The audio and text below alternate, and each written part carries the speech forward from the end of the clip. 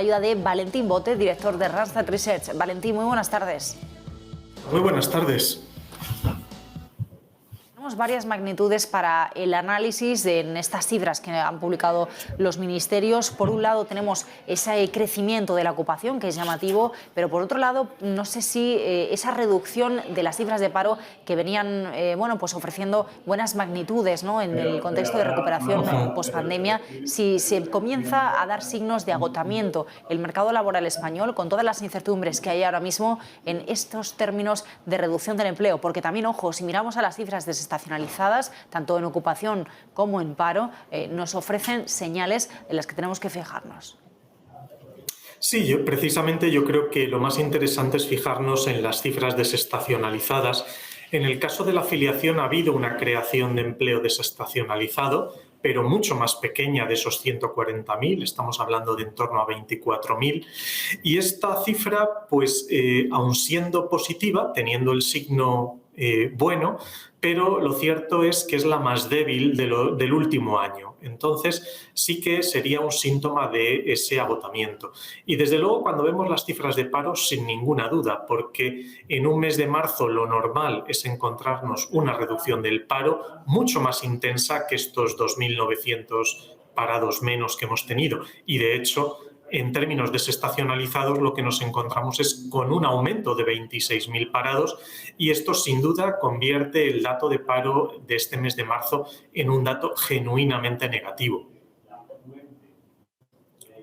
Valentín, dentro de las magnitudes que podrían afectar, ¿no?, a que estas cifras hayan sucedido, como decías, en un mes de marzo, que lo normal es que nos hubiera ofrecido una reducción del paro mucho mayor, ¿no?, dado el momento del año en el que estamos, con esas contrataciones que miran a Semana Santa, por ejemplo. ¿Cuáles serían los motivos por los que este año hemos visto esas magnitudes? ¿Tiene que ver con el contexto económico que estamos viviendo, con esa guerra en el punto de mira, con la subida de los costes y de la inflación? ¿Tiene que ver con el paro de transportes que hemos vivido en las últimas semanas, o con qué tiene que ver? ¿Cómo lo explicamos? Bueno, pues con una mezcla de factores, pero sin duda hay factores internos. No es necesario mirar a la guerra en Ucrania, que sin duda la guerra ha agravado muchas de las situaciones internas que tenemos, pero nosotros antes de la guerra ya teníamos un problema energético, teníamos pues una serie de industrias que estaban diciendo, industrias que son muy intensivas en el consumo de energía, que estaban abocadas a cerrar mientras que el precio de la energía no se abaratase. Hemos tenido un empeoramiento durante la segunda mitad del mes de marzo como consecuencia de la parada de los transportistas, y cómo esa parada de los transportistas además ha llevado a que determinadas industrias también tengan que frenar su actividad. Y nos encontramos con que, por ejemplo, la industria manufacturera durante el mes de marzo ha aumentado el número de trabajadores en ERTE. Y esto, pues, es reflejo de que efectivamente por todos estos factores, la elevada inflación que tiene un impacto negativo en el consumo, el elevado precio de la energía que afecta a prácticamente pues un conjunto de sectores muy amplio, ya sea industrial o de servicios, pues al final la parada de transportes, pues en definitiva han sido una serie de factores que han contribuido como una tormenta perfecta a que tengamos un mes de marzo con claras señales de desaceleración del mercado laboral. De desaceleración, Valentín, nos quedamos con la parte también positiva, que sería esa mejora de la contratación indefinida, tocando cifras récord, ya con ese 30% de los contratos siendo indefinidos. ¿Cómo te está pareciendo? Quizás pronto, ¿no?, para evaluar el impacto de la reforma laboral, porque es verdad que llevamos pocos meses y quizá habría que hacer un análisis mucho más amplio dentro de un tiempo, pero ya con unos meses en el punto de mira y con las cifras que tenemos hoy, podemos ya evaluar de manera positiva, al menos de momento, esa creación de empleo fijo, o cómo ves la evolución que está teniendo la reforma laboral. Bueno, yo creo que hay que ser algo más cauto de lo que he podido escuchar en muchas declaraciones, porque efectivamente estamos en un récord histórico en contratación indefinida, pero eso viene de una serie de consecuencias que no derivan de un cambio en la naturaleza productiva en España, sino que derivan de un cambio en el marco de contratación. Es decir, hemos prohibido la celebración de contratos por obra o servicio que daban empleo como aproximadamente a 1,4 millones de personas. Y estos empleos tienen que tener encaje en otras modalidades de contratación y por eso también estamos viendo ese impulso de la contratación indefinida. Y hay que tener en cuenta un dato que a veces pasa olvidado. No importa solo el número de contratos indefinidos. Lo más importante es cuál va a ser la tasa de supervivencia de estos contratos indefinidos. Por poner un dato sobre la mesa, antes de la pandemia, en 2019, 4 de cada 10 contratos indefinidos que se firmaban tenían una vida de menos de un año. Es decir, antes de que pasara un año, 4 de cada 10 contratos indefinidos que se habían firmado, pues se habían perdido por despidos o por lo que fuera.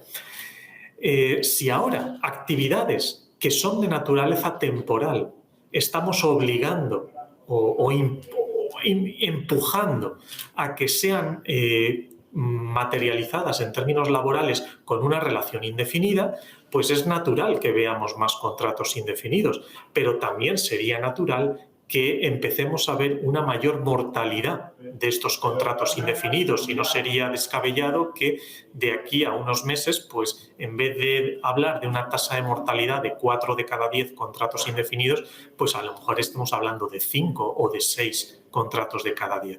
Está claro que si una actividad temporal ya no se puede celebrar con un contrato por obra o servicio, pues si se materializa en un contrato indefinido, lo que hay debajo, que es la actividad económica subyacente, no ha cambiado, sigue siendo de naturaleza temporal y aunque se contrate indefinido, pero luego con gran probabilidad vendrá un despido. Importante esto que apuntas, Valentín. Te quería preguntar también, y perdóname que me salga de los datos de hoy, pero relacionado con lo que estás comentando, esa noticia que contábamos la semana pasada a raíz del nuevo paquete de, pues de respuesta económica del Gobierno para luchar contra los efectos de la guerra en nuestra economía y esa postura del Ministerio de Trabajo de vetar el despido a aquellas empresas que pues formen parte de las ayudas, ¿no? Una decisión que ha sido muy criticada, por ejemplo, desde la COE. Hoy escuchamos a Garamendi la semana pasada. ¿Qué consecuencias crees que va a tener una medida como esta en términos de empleo? Bueno, vamos a ver. Esta medida parece una medida de naturaleza ideológica más que otra cosa. Se basa en ese cliché extraño y antiguo de que el empresario se levanta por la mañana y lo que más desea es ver a cuántas personas consigue despedir, cuando la realidad es al contrario. Un empresario lo que más desea es producir más y obtener un mayor beneficio y para ello necesita más trabajadores. Cuando se ve obligado, por la razón que sea, a reducir la producción, necesita menos trabajadores y es natural que tenga a disposición un mecanismo para despedir trabajadores cuando no los necesite. El prohibir los despidos, que es una medida pues como muy drástica y no justificada en términos económicos, pues lo que va a hacer es que se prolongue en el tiempo una situación artificial de elevado empleo y dificultar aún más la situación de empresas que ya tengan problemas. Y llegará un día en el que ya no se pueda sostener esa prohibición de despidos y cuando esa prohibición se elimine, pues lo que habrá es una avalancha de despidos mucho mayor de la que se hubiera producido de manera natural.